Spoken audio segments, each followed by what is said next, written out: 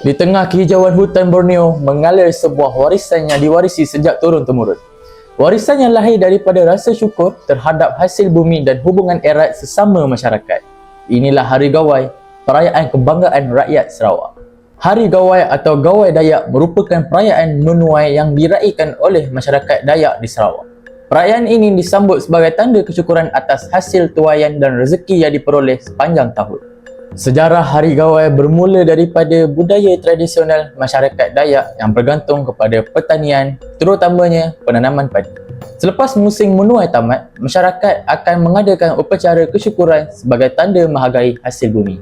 Pada tahun 1965, Hari Gawai diiktiraf secara rasmi sebagai cuti umum di Sarawak.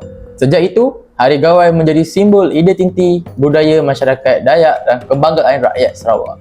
Hari Gawai disambut di seluruh Sarawak, terutamanya di kawasan Rumah Panjang dan kampung tradisional.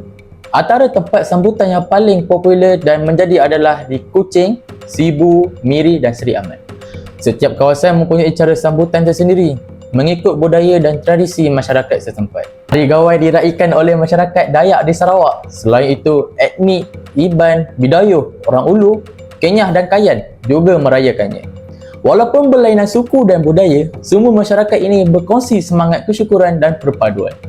Hari Gawai disambut dengan mengadakan rumah terbuka gawai yang mengalu-alukan tetamu tanpa mengira kaum.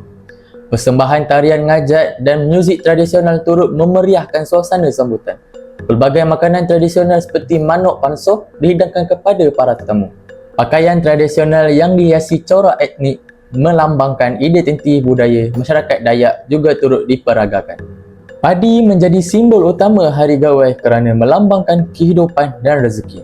Tarian ngajat melambangkan keberanian, kekuatan dan semangat masyarakat Dayak. Bunyi sape pula membawa suasana tenang dan menjadi identiti muzik tradisional Sarawak. Rumah Panjang melambangkan perpaduan dan semangat kekeluargaan dalam masyarakat Dayak. Hari ini, generasi muda terus memelihara budaya Gawai agar warisan nenek moyang tidak dilupakan.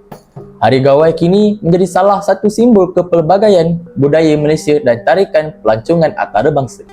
Selamat menyambut Hari Gawai, gayu guru, geran nyamai.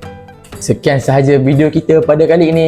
Jika anda berminat dengan konten berilmiah, jangan lupa like, share dan subscribe. Jumpa lagi. Bye-bye.